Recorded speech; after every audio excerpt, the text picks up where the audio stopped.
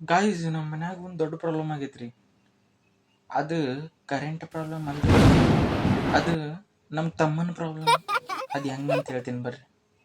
Morning 6 ಗಂಟೆಗೆ alarm ಹಾಕ್ತಾನ, ಆದ್ರೆ ಹೇಳೋದು 6 ಗಂಟೆಕಲ್ರಿ, 11 ಗಂಟೆ. 11 ಗಂಟೆನೂ ಎದ್ದ ಅಂತ ತಿಳ್ಕೊಳ್ರಿ. ಅಲಾರಾಮ್ಗೆ ಸ್ನೂಸ್ ಹಾಕೋದಲ್ದ ಅಲಾರಾಮ್ಗೆ ರೆಸ್ಪೆಕ್ಟ್ ಕೊಟ್ಟು ಬರ್ತಾನೆ. ಗಾಯ್ಸ್ ಎಕ್ಸಾಮ್ ಟೈಮ್ದಾಗ ನಮ್ಮ ತಮ್ಮ ಇಷ್ಟು ಸೀರಿಯಸ್ ಆಗಿ ಓದ್ತಿರ್ತಾನಂದ್ರಿ, ಬುಕ್ಕಿಗೆ ಇವ ಓದಂಗಿಲ್ರಿ, ಬುಕ್ನ ಇವಂಗೆ ಓದ್ಬಿಟ್ಟಿರ್ತೈತಿ. ಅಂದ್ರೆ ಇಷ್ಟು ಸೀರಿಯಸ್ ಓದ್ತಿರ್ತಾನಂದ್ರೆ ನಾನು ಅನ್ಕೊಂಡೆ ಏನಪ್ಪ ಇವ ಫುಲ್ ಚೇಂಜ್ ಆಗ್ಬಿಟ್ಟ, ನಿನ್ನ ಫುಲ್ ಇದನ್ನ ಮಾಡ್ತಾನೆ, ಫುಲ್ ಓದ್ತಾನ ಅಂತಂದು. ಆಮೇಲೆ 5 ನಿಮಿಷ ಆಗಿನ ಮೇಲೆ ಬಂದು ನೋಡ್ತೀನಿ ಅವ್ನ ರೂಮ್ದಾಗ ರೀಲ್ಸ್ ತಿಕ್ಕೊಂತ ಕುಂದಿರ್ತಾನೆ ರೀ.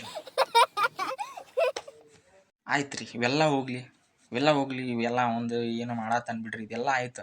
ಬಟ್ ಈಗ ಪ್ರಾಬ್ಲಮ್ ಏನಂದ್ರೆ ಮಮ್ಮಿ ಮುಂದೆ ಸಹಿತ ಆ್ಯಕ್ಟಿಂಗ್ ಹೆಂಗೆ ಮಾಡ್ತಾನಂದ್ರೆ, ಮಮ್ಮಿ ನಾ ಏನೂ ಮಾಡೇ ಇಲ್ಲ, ಮಮ್ಮಿ ನಾ ಏನೂ ಮಾಡಿಲ್ಲ ಮಮ್ಮಿ, ಫುಲ್ ಇನ್ನೋಸೆಂಟ್ ಅದೀನಿ ಮಮ್ಮಿ ಅಂತಂದು ಆ ಥರ ಆ್ಯಕ್ಟಿಂಗ್ ಮಾಡ್ತಾನೆ ರೀ. ಆದ್ರೆ ರೂಮ್ ಒಳಗೆ ಬಂದ ತಕ್ಷಣ ಹಿಂಗೆ ಡೋರ್ ಕ್ಲೋಸ್ ಆದ ತಕ್ಷಣ ಯಾಕ್ಲೆ ಮಮ್ಮಿಗೆ ಯಾಕೆ ಹೇಳಿದಿ ನೀನು ಹಿಂಗೆ ಅಂತ ನನಗೆ ಟಬರ್ ಮಾಡ್ತಾನೆ ರೀ.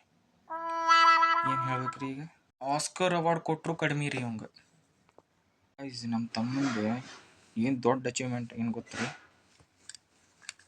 ಚಾರ್ಜರ್ ಕಳ್ಕೊಂಡಾಗಿನ ಮೇಲೆ ಬ್ಲೇಮ್ ಹಾಕೋದು ನನಗೆ.